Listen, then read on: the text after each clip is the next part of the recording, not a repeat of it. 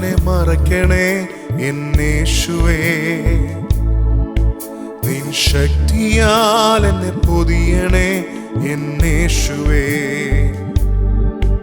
നിൻ സാന്നിധ്യം എന്നെ നടത്തണേ എന്നേശുവേ.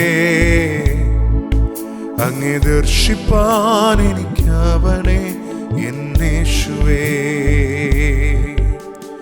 യേശുവേ, അങ്ങില്ലെങ്കിൽ എൻ ജീവിതം വെറും ശൂന്യമേ. യേശുവേ, അങ്ങിൽ അലിയുവാൻ എന്നെ മുഴുവനായി സമർപ്പിക്കുന്നേ. യേശുവേ, അങ്ങില്ലെങ്കിൽ എൻ ജീവിതം വെറും ശൂന്യമേ. യേശുവേ, അങ്ങിൽ അലിയുവാൻ എന്നെ മുഴുവനായി സമർപ്പിക്കുന്നേ. എന്നെ മുറ്റും നീ കഴുകണമേ എന്നേശുവേ. നിന്നോടു ചേർന്നു ജീവിപ്പാൻ ഇടയാക്കണേ. എന്നെ മുറ്റും നീ കഴുകണമേ എന്നേശുവേ. നിന്നോടു ചേർന്നു ജീവിപ്പാൻ ഇടയാക്കണേ. എന്നിലെ ദുഃഖങ്ങൾ, എന്നിലെ വേദന നിന്നോടു ചേരുമ്പോ ഉരുകി മാറും.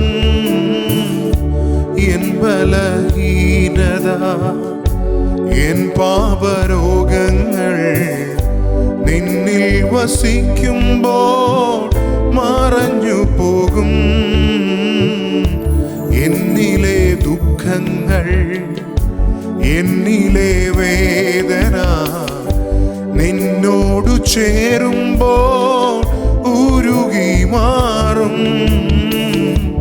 എൻ ബലഹീനത, എൻ പാപരോഗങ്ങൾ നിന്നിൽ വസിക്കുമ്പോൾ മറഞ്ഞു പോകും. യേശുവേ, അങ്ങില്ലെങ്കിൽ എൻ ജീവിതം വെറും ശൂന്യമേ. യേശുവേ, അങ്ങിൽ അലിയുവാൻ എന്നെ മുഴുവനായി സമർപ്പിക്കുന്നേ. യേശുവേ, അങ്ങില്ലെങ്കിൽ എൻ ജീവിതം വെറും ശൂന്യമേ. യേശുവേ, അങ്ങിൽ അലിയുവാൻ എന്നെ മുഴുവനായി സമർപ്പിക്കുന്നേ. എന്നെ മുറ്റും നീ കഴുകണമേ എന്നേശുവേ. നിന്നോടു ചേർന്നു ജീവിപ്പാൻ ഇടയാക്കണേ. എന്നെ മുറ്റും നീ കഴുകണമേ എന്നേശുവേ. നിന്നോടു ചേർന്നു ജീവിപ്പാൻ ഇടയാക്കണേ. എൻ മനോഭാരങ്ങൾ, വ്യാകുല ചിന്തകൾ നിൻ ത്യാഗമോർക്കുമ്പോൾ മറന്നു പോകും. നിൻ കൃപയോർക്കുമ്പോൾ, നിന്നെ ധ്യാനിക്കുമ്പോൾ ഭാവി ആശങ്കകൾ ഒഴിഞ്ഞു മാറും. എൻ മനോഭാരങ്ങൾ, വ്യാകുല ചിന്തകൾ നിൻ ത്യാഗമോർക്കുമ്പോൾ മറന്നു പോകും. നിൻ കൃപയോർക്കുമ്പോൾ, നിന്നെ ധ്യാനിക്കുമ്പോൾ ഭാവി ആശങ്കകൾ ഒഴിഞ്ഞു മാറും. യേശുവേ, അങ്ങില്ലെങ്കിൽ എൻ ജീവിതം വെറും ശൂന്യമേ. യേശുവേ, അങ്ങിൽ അലിയുവാൻ എന്നെ മുഴുവനായി സമർപ്പിക്കുന്നേ. യേശുവേ, അങ്ങില്ലെങ്കിൽ എൻ ജീവിതം വെറും ശൂന്യമേ. യേശുവേ, അങ്ങിൽ അലിയുവാൻ എന്നെ മുഴുവനായി സമർപ്പിക്കുന്നേ. എന്നെ മുറ്റും നീ കഴുകണമേ എന്നേശുവേ. നിന്നോടു ചേർന്നു ജീവിപ്പാൻ ഇടയാക്കണേ. എന്നെ മുറ്റും നീ കഴുകണമേ എന്നേശുവേ. ജീവിപ്പാൻ ഇടയാക്കണേ. എന്നെ മുറ്റും നീ കഴുകേണമേ എന്നേശുവേ. നിന്നോടു ചേർന്നു ജീവിപ്പാൻ ഇടയാക്കണേ. എന്നെ മുറ്റും നീ കഴുകേണമേ എന്നേശുവേ. നിന്നോടു ചേർന്നു ജീവിപ്പാൻ ഇടയാക്കണേ.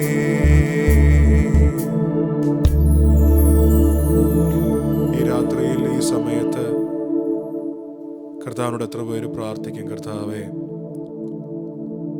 അങ്ങില്ലെങ്കിൽ എൻ്റെ ജീവിതം ശൂന്യമാണ്,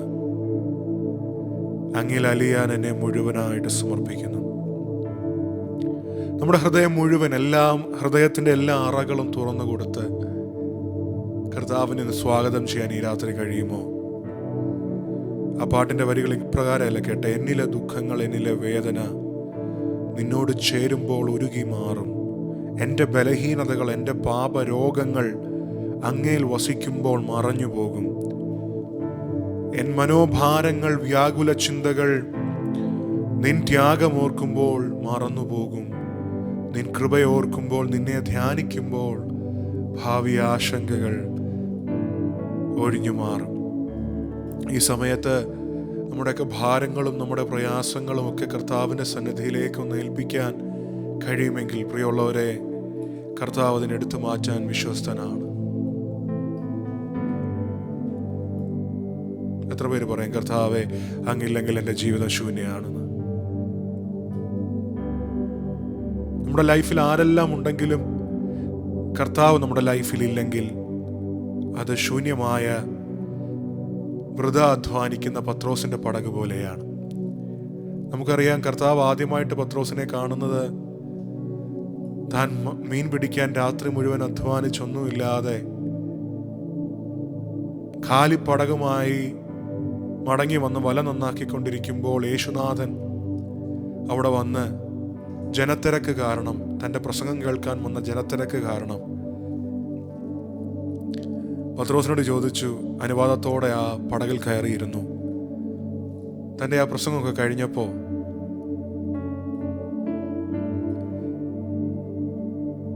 പത്രോസിനോട് ചോദിച്ചു, മീനൊന്നും കിട്ടിയില്ലേ? രാത്രി മുഴുവൻ അധ്വാനിച്ചു, ഒന്നും കിട്ടിയില്ല. പക്ഷെ അന്ന് പത്രോസിന്റെ ജീവിതം മാറിയത് ഒരു അത്ഭുതത്തിലൂടെയാണ്. കർത്താവ് പറഞ്ഞു, ഇന്ന സ്ഥലത്ത് നീ വല വീശ്. അത് പത്രോസ് കേട്ടു. പെരുത്ത മീൻകൂട്ടം കിട്ടി. പടക്, വല, അപ്പനെ, സെബദി മക്കളൊക്കെ, സെബദി മക്കളും പത്രോസും ഒക്കെ വലയും പടകും ഒക്കെ അവിടെ ഇട്ടിട്ട് കർത്താവിൻ്റെ പുറകെ ഓടുന്ന ഒരു കാഴ്ച നമുക്ക് കാണാം. അതേലത്തെ ഒരു അനുഭവമോ നമ്മൾ ഒരിക്കൽ കൂടെ കാണുന്നത്, കർത്താവിനെ തള്ളിപ്പറഞ്ഞ് കുറ്റബോധം കൊണ്ട് നിറഞ്ഞ് കർത്താവിൻ്റെ മുഖത്ത് നോക്കാൻ പോലും കഴിയാത്ത അനുഭവത്തിൽ ആ പത്രോസ് ആയിരിക്കുമ്പോൾ താൻ മീൻ പിടിക്കാൻ തൻ്റെ കൂട്ടുകാരുമായി പോയി. പിന്നെയും അതേ അവസ്ഥയാണ്.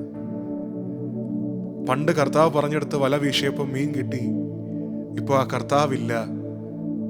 ആകെയുള്ളത് കുറെ കുറ്റബോധവും മനസ്സിൻ്റെ വേദനയുമാണ്. അങ്ങനെയല്ലേ? ഡിപ്രഷനുള്ള ഒത്തിരി പേരില്ലേ നമ്മുടെ ഇടയിൽ? ചിലപ്പോൾ താങ്കൾക്ക് അത് ഉണ്ടായിരിക്കും. എന്തുകൊണ്ടാണ് അതുണ്ടാവുന്നതെന്നറിയാമോ? കർത്താവിൻ്റെ സാന്നിധ്യം നമ്മളിൽ നിന്ന് നഷ്ടപ്പെട്ടെന്ന് നമ്മുടെ ഹൃദയത്തിൽ തോന്നുന്നത് കൊണ്ട്.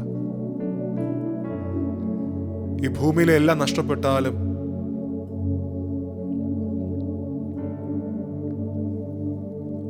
കർത്താവ് കൂടെ ഉണ്ടെങ്കിൽ അത് മതി. പ്രിയമുള്ളവരെ, സത്യം പറഞ്ഞാൽ ആ സമാധാനം ഭയങ്കരമാണ്. അതുകൊണ്ട് കർത്താവിൻ്റെ വചനം പറയുന്ന സകല ബുദ്ധിയും കവിയുന്ന ദൈവസമാധാനം. പത്രോസിന്റെ ലൈഫിലും ഇപ്പോൾ ഡിപ്രഷനാണ്. പക്ഷെ ആ ഡിപ്രഷൻ ഒന്നും ഗൗനിക്കാതെ മീൻ പിടിക്കാൻ പോയി. കൂട്ടാനൊന്നുമില്ല.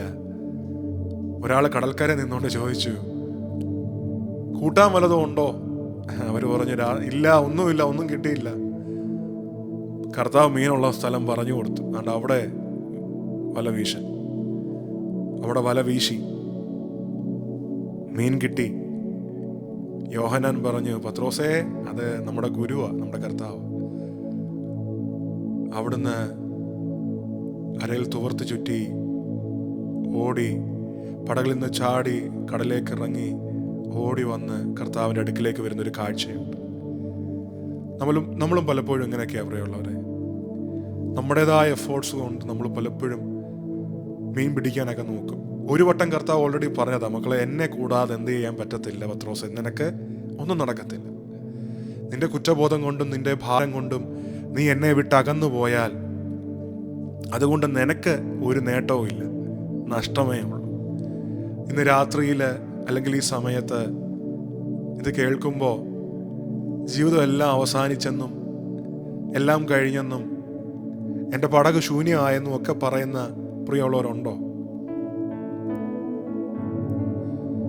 യോഹന്നാന്റെ സുവിശേഷം 15-ാം അധ്യായത്തിൻ്റെ 5-ാമത്തെ വാക്യത്തിൽ ഒരു വാക്യം, ഒരു 3 ഭാഗങ്ങളിൽ 3-ാമത്തെ ഭാഗം സി ഇങ്ങനെ അതിൽ പറയുന്നത്, പാർട്ട് 3 ഇങ്ങനെ പറയുന്നത്, എന്നെ പിരിഞ്ഞ് നിങ്ങൾക്കൊന്നും ചെയ്യാനായിട്ട് കഴിയില്ല, ഒന്നും ചെയ്യുവാൻ കഴിയുകയില്ല.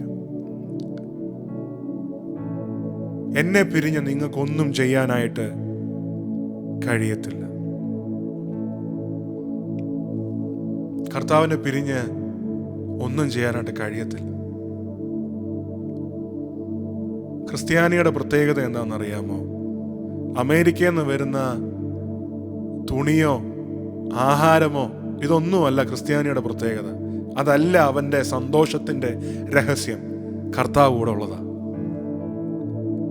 ഹല്ലേലൂയ.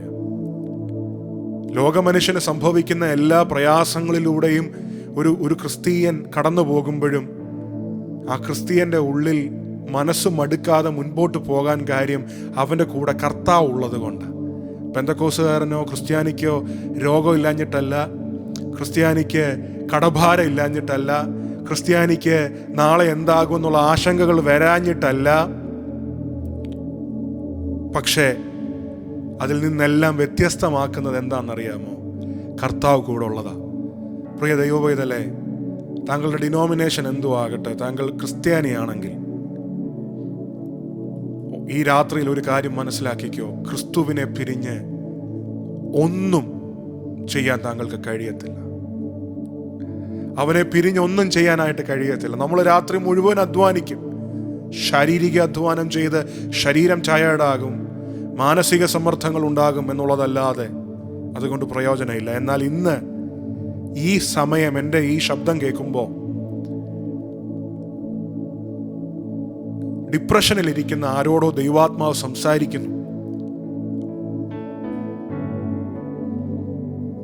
എന്തോ കുറ്റബോധമാണ്, എന്തോ ലൈഫിൽ വന്നുപോയ പാളിച്ചകളുടെ കുറ്റബോധം താങ്കളെ വേട്ടയാടുന്നുണ്ട്, പത്രോസിനെ പോലെ.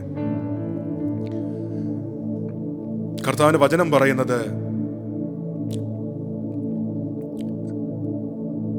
എൻ്റെ അടുക്കലേക്ക് വാ, ഞാൻ നിന്റെ അടുക്കലേക്ക് വരാം. Draw near to me, I will draw near to you. താങ്കളും ദൈവവും തമ്മിലുള്ള ദൂരത്തിൻ്റെ അളവ് നിർണയിക്കുന്നത് താങ്കളാണ്. ഈ രാത്രിയിൽ താങ്കളുടെ ആ ഡിപ്രഷൻ ഉള്ളപ്പോൾ, ആ പ്രയാസം ഉള്ളപ്പോൾ തന്നെ കർത്താവിൻ്റെ സന്നിധിയിലേക്ക് ഒന്ന് അടുത്ത് ചെല്ലാൻ, ഒന്ന് ഇരിക്കാൻ, മറ്റെല്ലാ ഡിസ്റ്റർബൻസസും ഒന്ന് മാറ്റിവെച്ച്, നമ്മുടെ മൊബൈലും നമ്മുടെ ബാക്കിയുള്ള പുറമേ ഉള്ള എല്ലാ ശബ്ദങ്ങളും ഒക്കെ ഒന്ന് മാറ്റിവെച്ച് കർത്താവിൻ്റെ സന്നിധിയിൽ ഒന്ന് ഈ രാത്രിയിൽ ഇരിക്കാൻ തയ്യാറാകുമെങ്കിൽ നിങ്ങൾ എഴുന്നേൽക്കുമ്പോൾ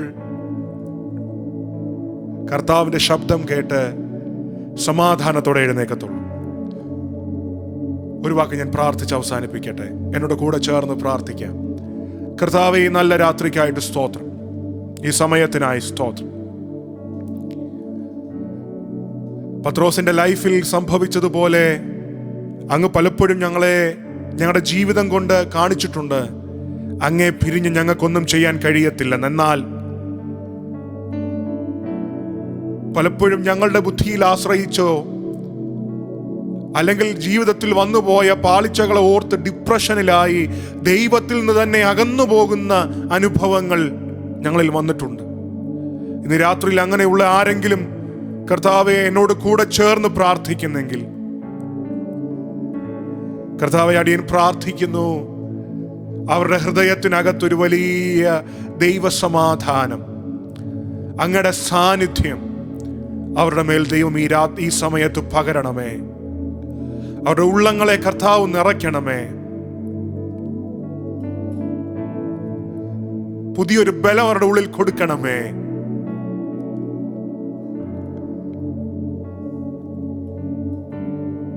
മനസ്സും അടുത്ത് കൈയുടെ എല്ലാ വേലകളും മാനുഷികമായ എല്ലാ പ്രയത്നങ്ങളും ശൂന്യമാണെന്ന് തിരിച്ചറിഞ്ഞ് ആ പത്രോസിന്റെ അടുക്കൽ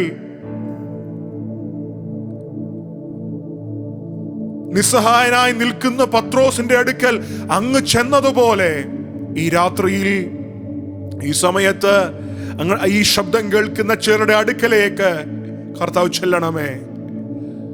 അവരുടെ ലൈഫിലെ ഇരുട്ടുകളെ ദൈവം മാറ്റണമേ. അവരുടെ ശൂന്യതകളെ ദൈവം മാറ്റണമേ. ദാരിദ്ര്യങ്ങളുടെ ശൂന്യതകൾ, മാനസിക സമ്മർദ്ദങ്ങൾ എന്ന ശൂന്യതകൾ, ഡിപ്രഷൻ എന്ന ശൂന്യതകൾ, അവരുടെ പടകിലെ ആ ശൂന്യതകളെല്ലാം കർത്താവിന്റെ സാന്നിധ്യത്തിൽ മാറിപ്പോകട്ടപ്പാ. അങ്ങേ ചേർന്ന് നിൽക്കാൻ, അങ്ങയോട് പറ്റി നിൽക്കാൻ ഞങ്ങളെ സഹായിക്കണം. പൗലോസ് പറഞ്ഞതുപോലെ ഒന്നിനും ക്രിസ്തുവിനോടുള്ള സ്നേഹത്തിൽ നിന്ന് ഞങ്ങളെ വേർപിരിക്കാൻ കഴിയത്തില്ല. ആ ഒരു ഉറപ്പ് ഓരോരുത്തരുടെ ഹൃദയത്തിനകത്ത് ഡിനോമിനേഷൻ വ്യത്യാസമില്ലാതെ എല്ലാവരും ഇത് കേൾക്കുന്ന എല്ലാവരുടെ ഉള്ളത്തിനകത്തേക്ക് കർത്താവ് പകരണമേ. അനുഗ്രഹിക്കണം. പിന്നെയും പരസ്പരം കാണുന്നവരെ സൂക്ഷിക്കണം. യേശു ക്രിസ്തുവിൻ നാമത്തിൽ തന്നെ ആമേൻ. എല്ലാവർക്കും ഇന്ന് ജോയിൻ ചെയ്ത ഈ വീഡിയോ കണ്ട എല്ലാവർക്കും നന്ദി. ദൈവം നിങ്ങളെ അനുഗ്രഹിക്കട്ടെ. മറ്റുള്ളവരിലേക്ക് ഈ വീഡിയോ ഷെയർ ചെയ്യുക. നിങ്ങൾക്ക് സ്ഥിരമായിട്ട് ഈ നോട്ടിഫിക്കേഷൻ കിട്ടാൻ വേണ്ടി നിങ്ങൾ ദയവായി സബ്സ്ക്രൈബ് ചെയ്യുക. എല്ലാറ്റിലും അപ്പുറമായിട്ട് ഓർക്കുക, ഈ ലോകയാത്രയിൽ കർത്താവിൻ്റെ കൃപയും സാന്നിധ്യവും അനാഥമാക്കാതെ നിങ്ങളുടെ കൂടെ ആ കർത്താവ് ഉണ്ട്. ആ കർത്താവിനെ പിരിഞ്ഞ് നമുക്കൊന്നും ചെയ്യാൻ കഴിയത്തില്ല. ഈ മീറ്റിംഗ് ഈ സെഷൻ ചിലർക്കെങ്കിലും അനുഗ്രഹമായെന്ന് വിശ്വസിക്കുന്ന അങ്ങനെയുള്ളവർ ദയവായി കമൻറ്റിലൂടെയോ മെസ്സേജസിലൂടെയോ ദയവായി അറിയിച്ചാട്ടെ. ദൈവം എല്ലാവരെയും അനുഗ്രഹിക്കട്ടെ. റിവർ ഓഫ് ലൈഫിൻ്റെ മറ്റൊരു episode. God bless you all. God bless you.